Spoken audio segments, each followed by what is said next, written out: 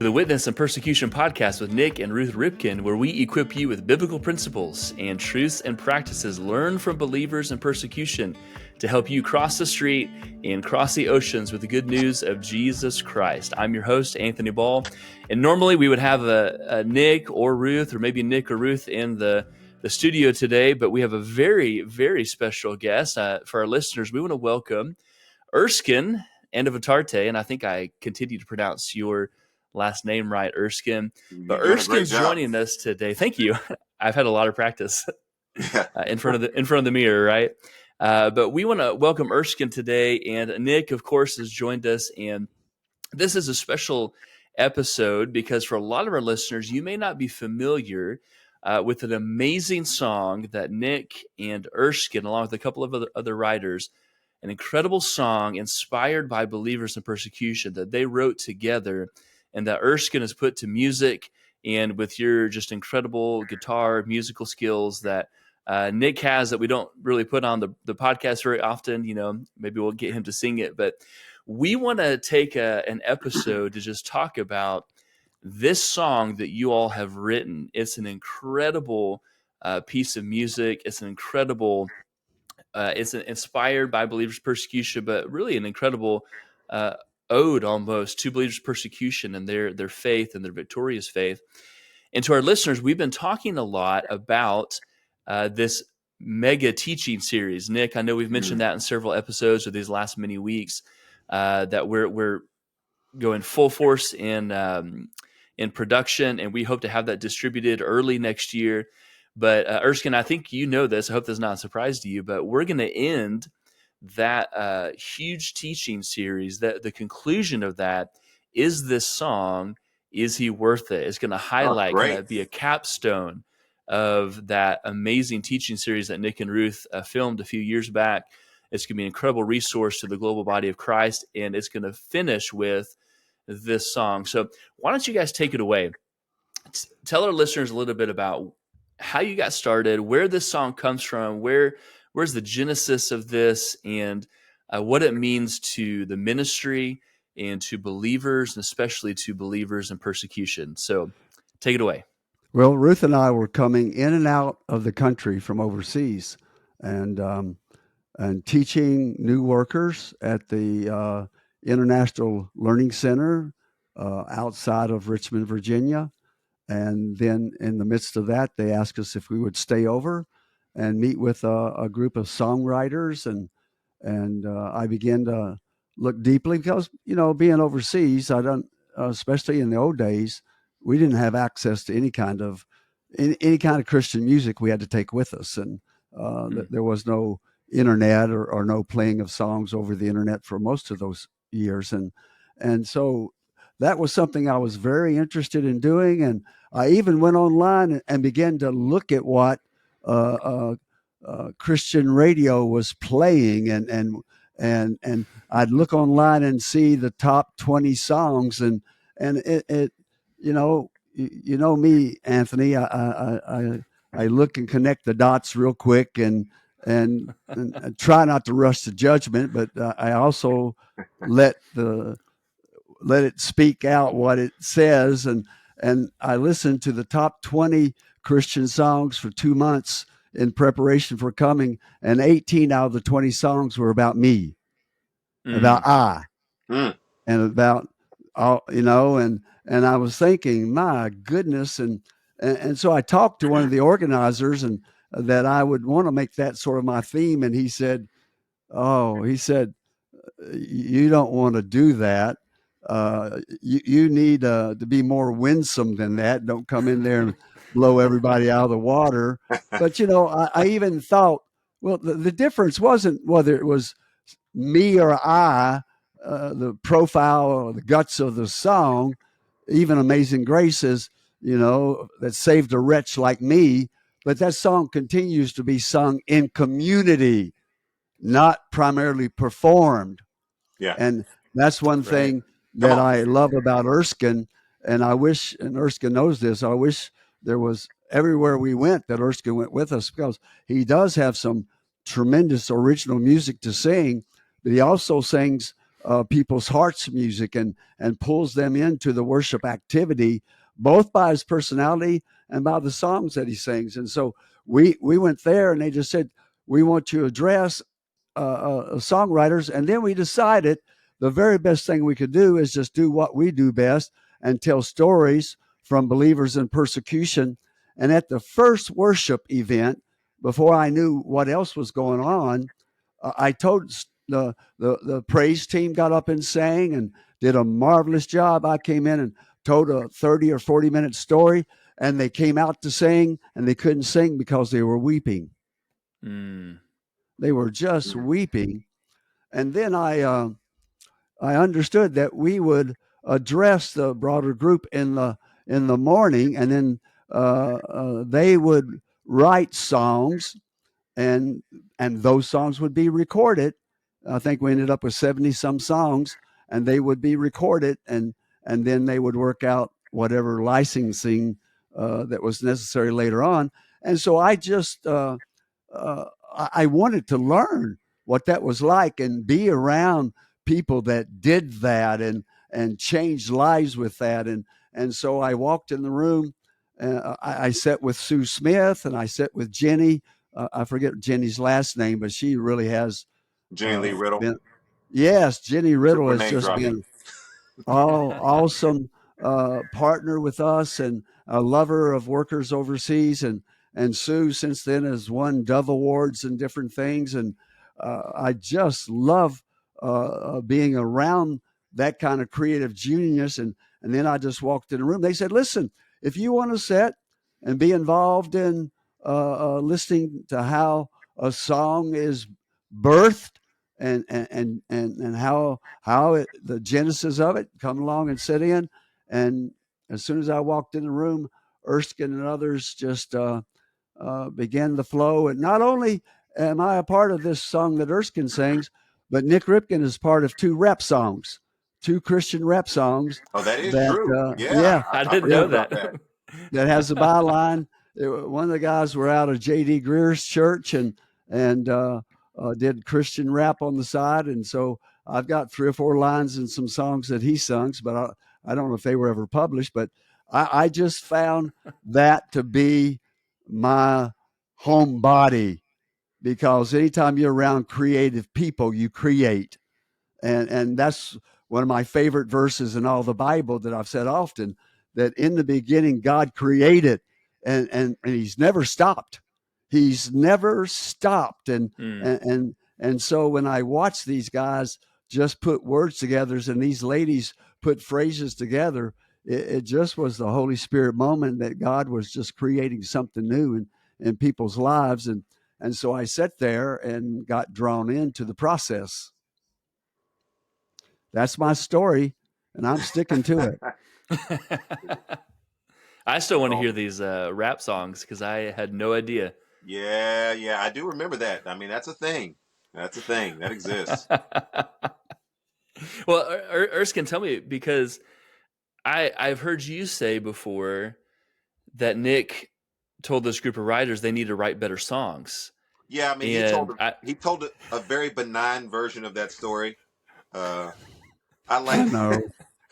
and on most occasions, I like his stories better than my stories. But today, you have brought someone on here who's going to tell his side of the story better than he told it. Well, this is the usually with my wife, she's grace and I'm truth.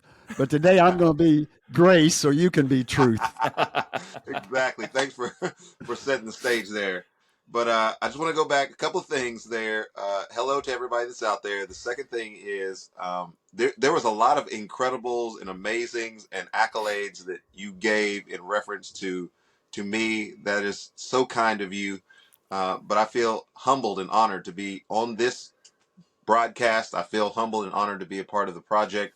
And I'm just watching God do something that is far beyond anything that I could do myself Hmm. or that my team could do. And so I don't want to jump in any stream except to say I happen to be where the Lord wanted me to be, with the people whom He wanted me to be with, doing the thing that He wanted me to do. And That's right. all glory and praise goes to Him.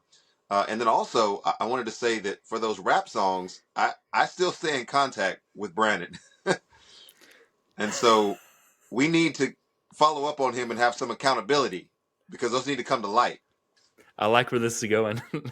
Wow, I would love for them to come to life just to see my kids' faces when I played it for them. Yes, yes. All those Nick years Ripken, And where Christian hip hop guy. yeah, A all new those years artist yeah. where is you coming didn't like out. their music, now they may Well, not like your music. I think a few times in Malawi I might have rapped when I had malaria real bad, but otherwise I'm not sure that I've ever got in the right cadence.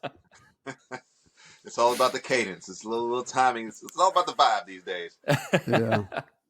But yeah, so let me tell this from my vantage point because I can back up, excuse me, before that conference and kind of let you see the window into how I even know about any of this, why any of this would have stirred or made an impression upon me. I was serving a short term stint in Africa. I believe on this particular trip, it may have been a basketball sports evangelism trip that I was doing, and I played college sports, and so that it was cool, reaching people through sports. The missionary that was there, I think he said, "Hey, why don't you get that guitar? Because I know that you're doing music now, and play us some songs." And so I played some songs there, and the guys that I played basketball against all that week, we had a big tournament, and at the end of the tournament, we all got together. They came up to me and they were like, "Hey, like you're a good basketball player, but man, the music stuff, you got to keep doing that music stuff." And that was kind of a validation that the Lord gave me. Well, as I was leaving the country, one of the missionaries there told me, and one of the workers there told me, "Hey, you should read this book called The Insanity of God. I know the title sounds, fanciful, but there really is a book that is called this. Get it, read it, you'll love it." So I thought, okay, it seems like a credible source there. And so I got the book. I actually got the book on my Kindle. And so I was playing the audio version of it. And I remember as I was driving, I think I was doing a tour. I was going through Chicago up to Milwaukee. And I'll never forget where I was when I got to the sort of critical part of the book where, Timothy is being rushed away in the ambulance. And it's kind of that tension point there. And you just kind of see the aftermath of what is happening there. And I thought, these people have given everything that they possibly could to reach people for Jesus. There's no excuse in my life or with the entirety of my life why I cannot give everything for the cause of Christ. And I remember through tears saying to the Lord, if you will ever allow me to meet these people, that would be one of the greatest honors of my life. And so fast forward, I'm in Nashville, I'm around the songwriters, I'm with people who do those kind of things. I'm trying to figure this whole world out. And I get an invitation to go to Richmond. And they said, well, Nik Ripken's going to be there. Oh, you mean the author of The Insanity of God? That guy. He's going to be there. I'm going to be there. And so arranged it to be able to get up there. And, as it were, there's all of the hit writers that are there. We've mentioned some of their names. Sue Smith was there. Brandon Murphy was there. Todd Thomas, I believe, was there. And just, the who's Matt who. Papa. Matt Papa was there. Laura Erlinson was there. The who's Yes. who of songwriters were there. And any opportunity that I could look at for the advancement of Erskine music in my career was just staring me in the face there in that room. And then as Nik began to share some of the stories that both were in the book and some of the stories that were not in the book, I was just like, I have to meet this man, and I have to just, whatever time that I can extract, just draw from inspiration that he is giving. And so I think we ended up eating about 3 or 4 meals together because every time there was a meal, I was making a beeline over to where he was at. And we would sit together and we would eat and we would talk. And to me, that was one of the greatest blessings in my life at that point because he was just pouring into me and just sharing stories. And I thought, this is amazing. I don't want to hang out with any of these other chumps that are there. Nik Ripken, he's the guy. He's the guy. And so we got in a writer's session, and it was Matt Papa, Laura Erlinson, and myself. And we were there, and then all of a sudden, Nik walks into the room, and I'm like, "Oh, well, this could be good." And so he starts sharing some stories and just kind of priming the pump of what it is that we're writing about. And so, as he was speaking about there, with creative intent in mind, like we have our instruments out, we're writing, we're doing things, and as he's sharing stories, the song is beginning to emerge, phrases that he's using, things that he's talking about, illustrations, images. It becomes vivid, and so we start crafting that into a song. But I'll have people know that the song was not done in a day. Rome was not built in a day. The song was not done in a day, and we kind of left it at a place where the song was good but incomplete, and we needed to record something so that we would be able to remember what we had, capture what it is that we had done. And so we were able to do that weekend, and yeah, so we sat with that, and so I got it to the point where the song exists now, but it's not quite ready for public demonstration just yet. And I'll let you take over at this point. Well, I thought that song. I remember sitting in that group and them looking for some bridge sentences or for other things, and I just would suggest a line or thought here and there, and they had a minute almost immediately craft it even better, or back up and add it somewhere else, or save it for the next verse or something of that nature. And again, I just found like-minded people that love the Lord and love to sing his praises. And I think one of the things that we had learned in Africa was when we first got there, we would evangelize in open countries like Malawi, and then we would see hundreds of people come to Christ, and they would be baptized, and leaders would be raised up. And usually, I recognized early on the sad truth that all the leaders, in order to be a leader, you had to do two things. You had to agree with the missionary, and you had to be literate. Mm. You know, and yet the majority of people around me were oral communicators, and they could hear. The literate people would, like the workers from overseas, would have to hear something 7 times to remember it, and the oral people hear it one time and they own it for life. They own it for life, and they go from village to village to village, and they've got, all the stories down. But after I would watch the process that I'd never experienced before, seeing people come to Christ, I would speak 4 to 6 hours, going from Genesis to resurrection, and watch just hundreds of people come to Christ. And then others would come in, and if they burnt the bricks and built the church building, and it's funny, it's the most non-African building in all of Africa. And it's usually, Anthony, 3 trees long and 1 tree wide. It's the way we build it. And if they build it, then we'll put a metal roof on it and all that kind of stuff. And then what it is, you stop growing the moment you feel that building. You really don't move on and keep evangelizing. You just try to make everybody a more polished follower of Christ. But the last thing we would do, we take that old Baptist hymnal and translate it in the local language, and in, what's the nice word other than force? We would encourage people to use it. Suggest. Yeah.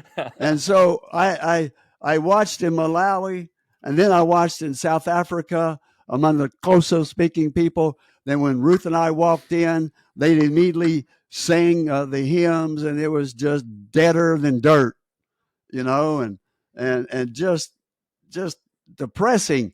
And so it got to where I would agree to visit churches as long as they didn't sing our hymns.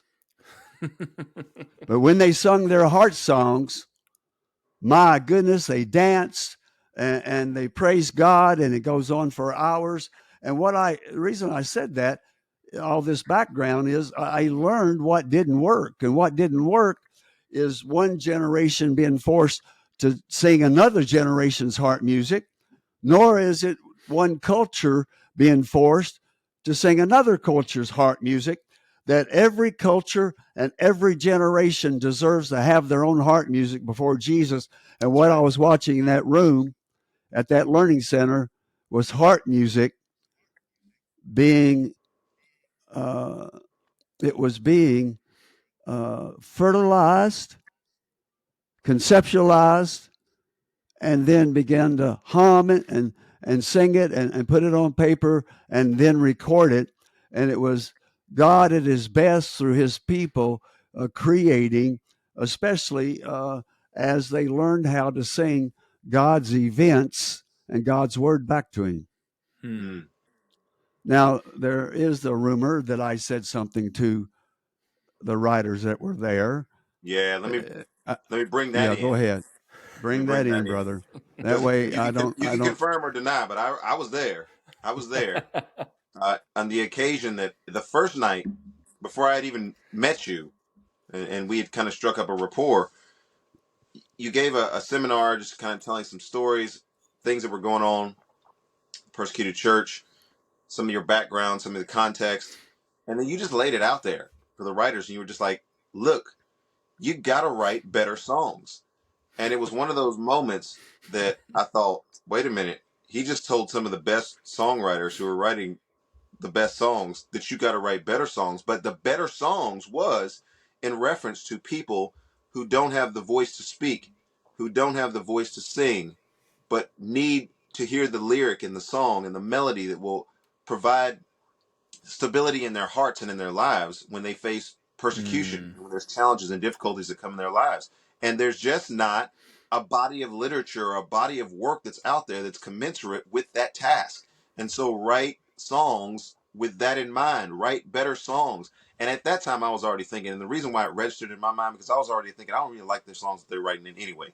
And so I'm trying to come in this thing and write different kind of songs anyway. And that just fueled me to say, you know what? I don't have to write the songs that everybody else is writing so I can get on the radio. I don't care about that. I want to write the songs that God has inspired me to write and the inspiration that God gives me to write those songs. And so I felt, and the reason why it registered in my mind is because one, like you just punked everybody in the room, but then two, it inspired me to be free enough to say, you know what, I can go a different route and not have to be the same thing as everybody else. Because that's like you were talking about different generations doing different things. There's this really wacky thing that happens in the Christian music market where people try to parrot people who are already there doing stuff. And man, that's one thing that I know is that God has not called me to be like everybody else. He didn't make me like everybody else. He made me who I was to do what it is that only I can do. And so I was just thankful that that kind of comment released me to say, you know what? I'm just going to get out of this weekend whatever the Lord wants me to have and not pursue some strange ambition to be like fill in the blank. Right. Right. And that's what I was advised not to come in and say 18 out of the top 20 songs every week that I've looked at it overseas has been about me or about and I didn't want to drop that kind of bomb, but I did want us to sing uh, for the for those who couldn't sing for themselves, Mm-hmm. or maybe that's not the right way to put it, but I did want to sing something that's globally important because the best witness that I know, as well as the best way to live the resurrection and persecution, is to sing God's words and God's will back to Him as a praise, and then invite people into the song. And and honestly, when I sit in the room with these creative artists, uh, there was no lack in them whatsoever. And it's not like Ruth and I brought the heart home. It's just like we would say a story or a few lines, and they would just, remember the word of God, and it just turned them loose to write, and just speaking to them in the morning uh, ceased being a prophetic act and became part of the songwriting moment, like we were telling stories, and their minds were going in 100 different directions of what they could do with that story that I could never do just by telling the story. Even if I said, now this is the way you apply this story to your life, the best way is to tell the story and let somebody sing about it. It's a double way of remembering the story. If you speak it and you can narrate it well, and you narrate it with passion and biblical insight, and then somebody comes along like Erskine and sings parallel to that song. I know that Selah has done the same thing with some of the stories that we've done, and made a Yes. CD. That's right. And it just that they just took the stories and even went as far as to go get an orchestra that sung some background, and it was made up of Russian speakers back in the day when they got along from Ukraine and Russia. Wow. Yeah, just to add in, I've said and interviewed, listened to the stories of believers in persecution, that when they were beaten and women, when they were abused by their fathers and for their belief, that they went to cry out to their persecutor, "I can't take this anymore. I quit." And yet they began to sing praises to God. Yeah. Oh, this would be a good time to tell, and I'll do it quickly. But they threw this one believer in Yemen in underneath the floor of a police station in just a, it was an unfinished basement, and when they closed the door, she couldn't see her hand in front of her face, and she could hear the rats. And she could feel the bugs crawling all over her, and the dampness that was underneath her, and she sat in that dark where she can't see for about 8 hours, and around about midnight she just couldn't stand it any longer, and she's going to scream out, I take it back, I take it back, I give up, I don't believe, I'll stop believing. And what came out of her mouth was just Holy Spirit written music she'd never sung before. And as she continued to sing underneath the floor of that police station, the police station began to go quiet until there was not a noise being heard. And then in the middle of the night, that trap door was open and a light shone in there. She couldn't see. She was blinded. And the police chief pulled her out of that crawl space of a basement and let her clean herself off. And he said, "I'm going to let you go." And she said, "You can't. A woman can't be out at night. I'll get arrested. I'll get abused." He said, "You don't understand. I'm going to take you home." And then she wonders what he's going to do to her. He said, "No, I'm going to take you home. But on Tuesday, I'm going to come back and get you and bring you to my house because my wife and daughters, they're afraid. They won't go out at night. They won't use the toilet at night because they believe when you dig a hole in the ground, it allows the jinns to come out and the evil spirits, all kinds of spirits to come out." And it said, "My wife and daughters are afraid of everything, and you're not afraid of anything. And I'm going to bring you to my home, and you're going to sit with me and my wife and my daughters and tell me why you're not afraid." And she said, "I can do that. I can do that." Incredible. And her songs to Jesus in the darkest, literally the darkest moments of her life brought the light of Jesus, and her singing out to where that whole police station was judged by the presence of Almighty God. And they had to let her go. Yeah, that was not in the book. That's incredible. I've never heard that before. Just gonna say. Well, it's not made Hey, up. tune in here. You'll get a new story every week. Wow. It's not made up. And now that story is 15, 20 years old, the people in that story are safe. And Right. she's moved on. I know her name. I know where she lived. I know how she was the first woman that was ever arrested. And by the way, when you are a believing woman, if you are in Islam right now as a worker, if you are a believing woman from Muslim background, when they arrest you, they give you two options: marry a Muslim man and disappear as his second or third wife into his mother's home, sometimes in the presence of his first wife, which is even more deadly, or go to prison.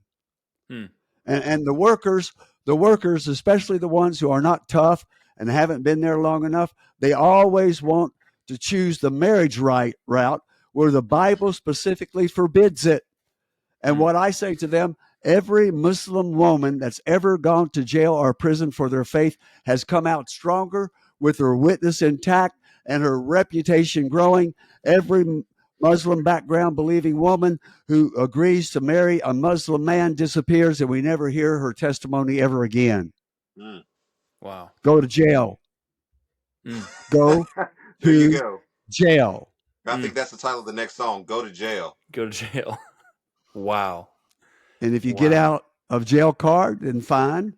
If you don't get out of jail card, and you're like Joseph in Pharaoh's prison, just wait your moment, and if indeed you stay there for a longer time, just know that God has you there for a purpose. Yeah. That's Put right. that See one on the reels and the what's in our minds and everything is when that woman is arrested, she's going to be raped, she's going to be abused, she's going to be mistreated. But so far, what we have found is when she is arrested by the authorities, she has a shield put around her that allows her to be a witness. And also in the prisons, if she has to serve there, she is a witness to the other women, and they've got to let her out because the Holy Spirit is doing too much in that jail. It's incredible. All right, that's off the subject, but it's on the subject. Well, Nik, it just makes me think because you say, in the movie The Insanity of God, we've heard you say, different opportunities. You've said that the Bible, it's like the Bible's coming alive. It's coming to life when you hear these stories of believers' persecution living out. And you're seeing, a 20th century Daniel in the lion's den, 20th century Shadrach, Meshach, and Abednego. And I feel like, when we listen to the song, Is He Worth It? We feel like it's another element of bringing these stories to life. We're bringing to life Well, this Yemeni woman. We're bringing to life these people that are arrested and imprisoned for their faith. well, you've just introduced the song, but I would like Erskine to take a moment to how we came to call it that, and Yeah. talk about the building of the song, and then what happened to it after we left that meeting, and how it just had to stay in the cocoon for a while. Yeah. No, that's great. This is good for people to know because there's a lot of people who, they'll catch lightning in a bottle or think that things just kind of happen overnight. But this is, the genesis of the song happened relatively quickly, as we were talking about. Once an idea or a story was conveyed, once it was passionately expressed, there's lines, there's words, there's ways to talk about that then became immediately obvious. And one of the people that we looked at in that meeting was Jim Elliot, in whom, if you're familiar with his work in South America and with the Aka Indians and just the whole impetus of his life as he loses his life for the sake of reaching this tribe that doesn't know Christ, he's remembered as saying before that happened, he is no fool who gives what he cannot keep to gain possession of what he cannot lose. And so with that in mind, we actually wanted to in some way honor that, recognize that as a common phrase that we could use in the song. And so the song actually has that phraseology in the chorus of the song. I'll give what I can't keep to gain what I can't lose. And so that became a part of the song, using what is familiar in maybe in people's minds, what is, accepted already in people's understanding of when we're talking about persecution, we're talking about something that is completely different than the Western way of thinking about life, which is safety first, which is we need to make sure that everybody is, taken care of and every factor is considered before we make any motion. No, the gospel already commands us to make the motion, to go and make disciples. And so we were inspired by that. But this song probably sat on a recording and demo for about 3.5, maybe 4 years. And I knew the song because I helped record it. But Nik and I would go and we would do conferences together. And he would say, hey, play the song. So I'd play the song. And, almost every conference, several people would come up and they would say, I'm looking for through your CDs. Where's that song at? And I'm thinking, that song doesn't exist outside of just me knowing it and me playing it and, having enjoyed the time that we were spending together. But the song doesn't exist anywhere outside of right now. So buy your tickets now. So anyway, it got to a point in which Nik was encouraging me. He's like, hey, you should record the song.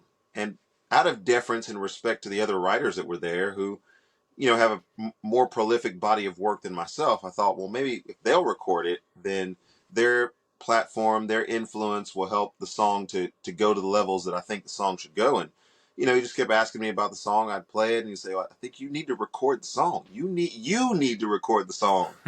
And so we prayed about it, my wife and I, Kelly, and I said, I feel like that is really what needs to happen. I don't know, where it can go, but I'm going to record the song. Well, we got around to recording the song right about the time that the entire world shut down. And so we Right. have this song that was recorded, and world, watch out, because here comes the song that is going to change your guys' lives. And nobody is in the music industry doing anything at that point. And so it was just kind of one of those things where it was, kind of looked like, well, good effort. You gave it a good old college try, and, maybe 6 or 7 people will be able to hear it when you travel around. And I thought, well, Lord, we've done everything that I think we were supposed to do. And at least people will be able to hear it at the conferences. And if that's all you intended for it, then to God be the glory. And then I guess, Nick, if you want to pick it up from there. Well, I'm older. My memory might be faulty, but we're in the first house that we've ever partially owned after moving 38 times.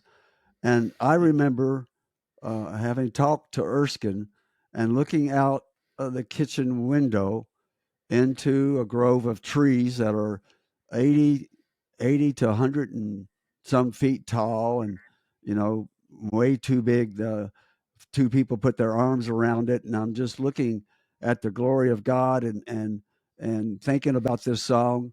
And then I talked to Ruth about it. We prayed about it, and just at that moment, we said it's not a song that needs to be just released to a radio station. It needs to be sung, both audibly and on video.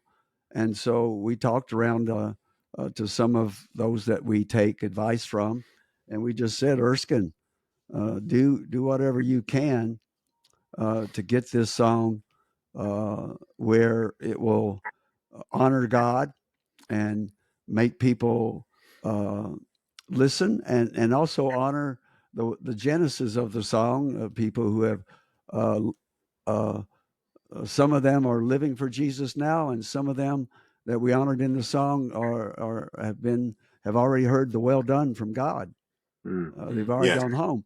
But I mean, I can picture Erskine singing that song, and I'm looking out all over creation, and I just said, it's time, Lord, for Genesis 1:1 to take again, and said, Erskine, just go and talk to your cronies, and whatever it take to make a video of this song. My band of thieves.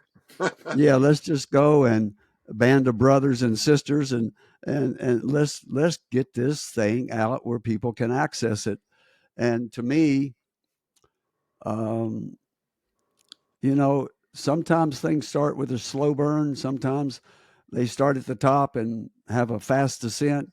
But I think this song, like the Insanity books and movie and materials, it's going to be multi-generational, and Sure, people sure. are going to be referring to it, playing it, uh, redoing it. But I think it's just one of the most powerful songs I've ever heard. And the Right. question it asks demands an answer. The question it asks doesn't demand a vote, doesn't need a Bible study or discussion, and doesn't need a focus group. It is just one of those Old Testament moments. Choose this day whom ye shall serve.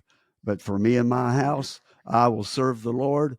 And in that, through the New Testament, I will say, no matter what comes, whether it's the death of a son, or our experience. Most of the believers wiped out in Somalia, but going to 650 believers in persecution in 72 countries and learning from that, Jesus is worth it. And no Amen. one sings it nor brings the authenticity to the words of the song that I know better than Erskine does. That's very kind of you. I want to give a Well, quick shout out to when Lifeway, who allowed us to use footage from the documentary series as well to put together a music video. And yes, That's I right. did call creative cronies that were out there, and I said, hey, there's a possibility of making, and I don't want this just to be like some, halfway done video. We had two full-time professional director and somebody to shoot the film who worked together on this, and I think the project came together masterfully. And just to put a sort of near story to what it is that we're talking about for the audience, I was in West Texas about a week and a half ago, and normally when I'm on stage and I'm performing and doing different things, I'm looking at the audience, I'm paying attention to what's there, I'm trying to be all present.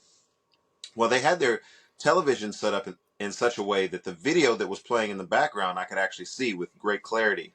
And so I got about 3/4 of the way through the song, and I don't watch the video. I mean, I'm concentrating on singing the notes so that people can hear the song and not detract from anything else that's going on there.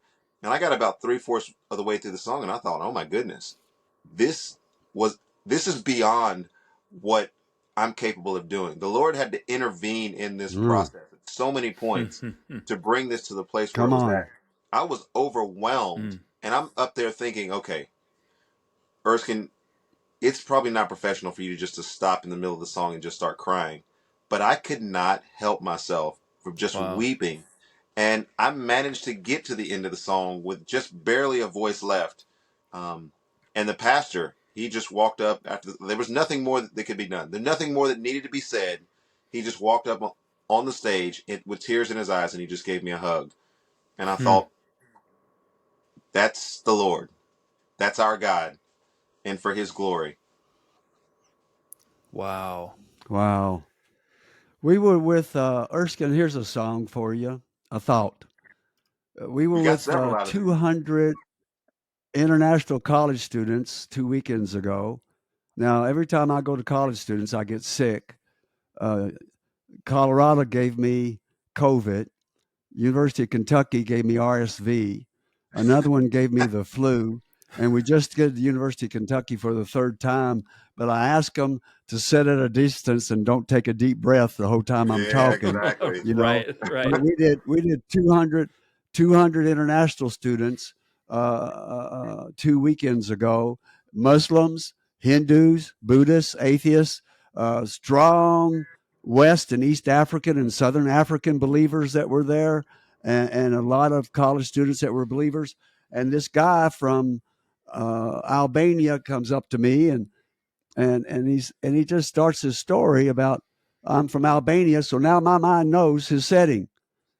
Moderate Muslim, cultural Muslim, and this. And he said, I just am so attracted to you because your eyes are so bright and you're tracking on people all the time.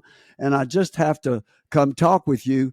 But he says, he said, I'm from Albania. And I said, yes. And you're Muslim. And what kind of Muslim are you? He said, well, we do this or we do this or we don't do it. And we're just so nominal. And because, if you're born in my country, this is what you are. He said, now I'm with all these Christians. And he says, I'm in America. And he said, I think I need to become a Christian. What do you think? I said, I never want you to become a Christian. Never. It's the last thing on earth I want you to become. I'm getting my guitar now. Their leaders are in tables not far from us. And he said, but that's what everybody's asking me to become. And I said, that's the problem. And they're like, Nik. I can see their body language. Like, why did we not have your wife do this one? And I said, you want to become a Christian to the same extent that you're a Muslim. Uh-oh. Because you're going to take on the American Christian identity, and you just want to be that kind of Christian. And I said, that's not what it's about. I want you to become a follower of Jesus the Christ, not a Christian. Come on. Not American. And he said, but what happens to my ego? I said, it gets crucified. Woo. Come on now. I said, but what comes out the other side of that crucifixion is resurrection.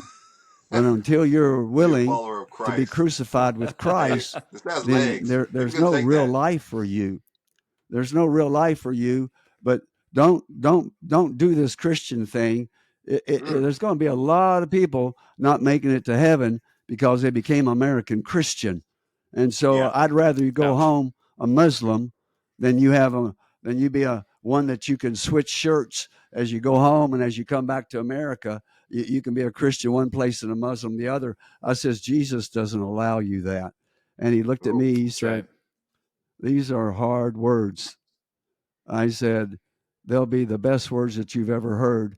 And so go back. I've got to get on stage, but you go back to your friends and don't you ask them how you become a Christian. Ask them how you become a follower of Jesus. Mm. Wow. I love it. And he I walked love it. away, and Rich I young mean, ruler. he was just almost stumbling as he went away from me. Wow. That's got legs, Erskine. That really does. I was gonna say, yeah. As soon as we get off of this thing, Ruth looked at me and she said, honey, sometimes you still get it. I love it. Oh man. Oh man. Well, I Can think you we're imagine? gonna. Can you imagine that you I don't know. You want to make this the title of that? I think we want to be is he worth it? But Nik doesn't want you to become a Christian. But I Yeah. don't want you to become a Christian the way the rest of the world thinks that we're Christians. And That's Hey, right. that totally makes sense, and that makes sense, doesn't it? you're Yeah. biblically right, and that the That's thumbnail true. and the hashtag and the tweet on this would be incredible. We're That's blowing. true. We're gonna break the internet with this one. There you go. And you have full artistic rights from this podcast. Yes. And anybody else who wants to write that song, come on in. The water is fine. We can. Come on in. We need several songs that say this same message. We're ready for it. Yeah, we probably need some lady songwriter, maybe to call me and Ruth and let us walk you through the whole story of that lady underneath that police station, and then you Wow. sing her song. Oh man. Woo! Let's do it. You Let's sing make it her happen. That's why song. y'all listen to this show. There you That's go. why y'all are here today. Yeah. It's not because of me. You come and sing her song for her. Oh man. Love We it. gotta make that You're happen. gonna have That's a whole incredible. recording arm before too much longer. Watch out now. There you go. There you go. Hey, Nik Ripken I've Studios. he wanted you I've to got write a better pot pie. songs. I've got a pot pie in the oven. Well, sometime I've got to go get that out. Hey, that Ruth's is not here, so I'm batching it tonight. Hey, that's a step up. Pumpkin pie or chicken pot pie in the Pot oven. pie. That's a From that's a a step bologna up for you. sandwich to chicken pot pie, that's pretty good for me. There you go. That's good eating for you. All the ingredients are in there. You got full serving of vegetables. I mean, it's perfect. All right, Well, hey, Erskin, that's you and Anthony need to land this plane. let's land it. Well, he's the host. Otherwise, yeah. This is why we're the free range chickens, man. We just go wherever. But hey, If that catches on, I'm going to murder you. we'll see. I hope it doesn't. But man, Erskine, we want got to some other thank you. viral stuff in this show today. Oh man, and I'm serious. We want to find a female songwriter with that story. That would be unbelievably incredible to put that story into song. It'd be incredible. You We're need gonna a work female on it. songwriter to write that. Well, it may not to write it, but why not write it? But at least sing it, perform it. But take that story, absorb it, and make it your own. That'd be incredible. What an incredible story. Taking the veil off. Behind Wow. the veil. Behind the veil. Behind the veil. I got friends. Yeah, I know you got friends. You got cronies, man. Yeah. Apparently my musical cronies. Your musical cronies. Well, A you name know, for I a think band, like all you need to do is watch this, and your musical career is set. I think Musical every quarter we've got to have Erskine on, and then just tell some new material, and just watch what he does with it. We'll have a new song every quarter. That's what we And got to do. then maybe somewhere down the line you get convicted about the Holy Spirit, we can deal with you. One of these days. Talking to you, Anthony. So you're looking right or left. It depends on you. I was gonna say. The Who he's man in looking the at. middle. Oh man, well, Erskine, we want to say thank you for taking some time to share with us that song, and our listeners. If you're not familiar with the song, you'll be very familiar once you hear it, because if you didn't know, the intro music to this podcast is Yes, it is. the instrumental of "Is He Worth It?" So every time you listen to this podcast, you hear that instrumental that comes on just for, brief 15, 20, 30 seconds.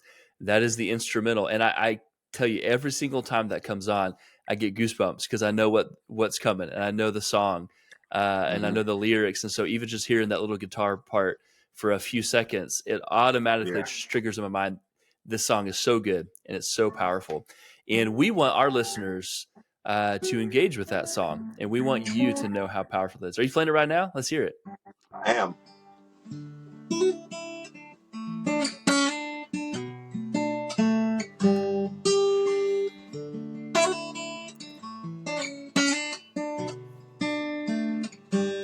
My guitar's a little bit out of tune, but that's the riff there. Wow, that's incredible.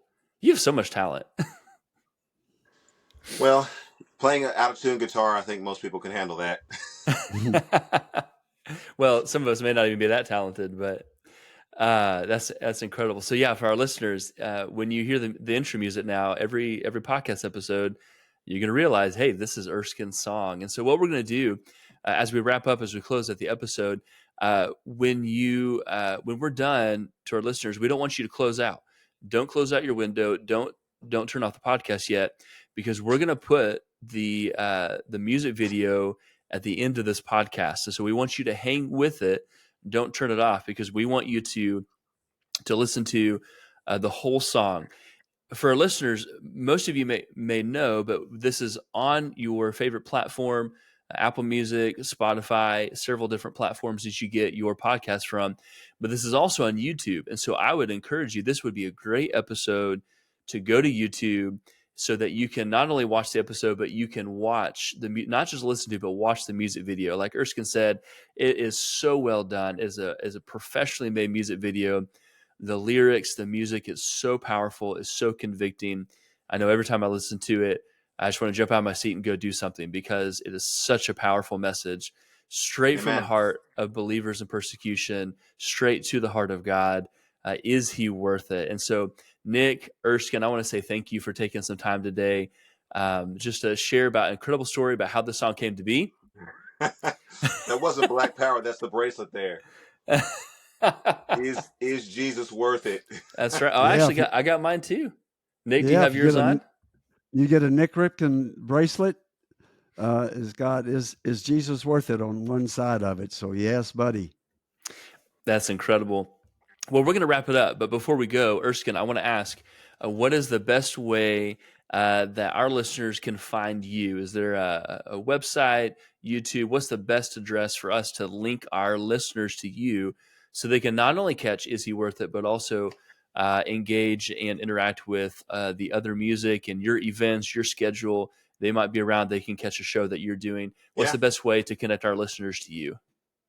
Erskin Music, Erskin Music, and then everything that falls from that: Facebook, YouTube, Twitch, Twitter, all those different things. And then if they go to erskinmusic.com, they're able to see the website. It'll be somewhat of my likeness. I'm kind of changing my hair these days, but that's okay. That's what artists do.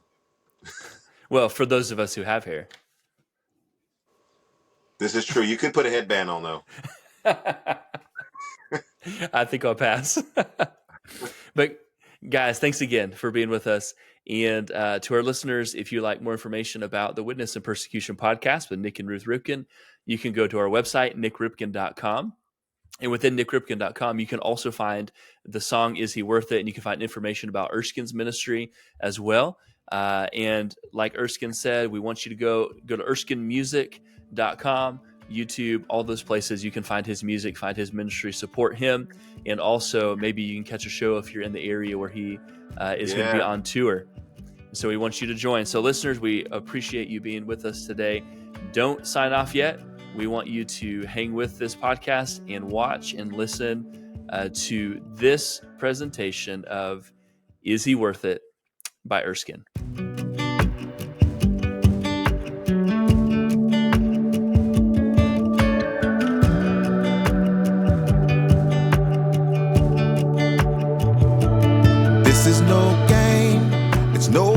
fairy tale, I stared right into a rifle barrel. It all comes down to this: is he worth it? This is no dream, it's reality. They stole my love and my dignity. It all comes down to this: is he worth it? This is where faith lives or dies. This is where hope comes alive. Pay the price, pay the price. This love demands a sacrifice. I'll give what I can't keep to gain what I can lose. Count the cost, count the cost. It's a privilege to bear the cross. No matter what I face, my heart is certain that he's worth it. Oh, this is no play, it's no Sunday school. Just give up now, don't be a fool. They jeered and laughed and said, is he worth it? This is no lie, they stole my child. They'd give her back if I just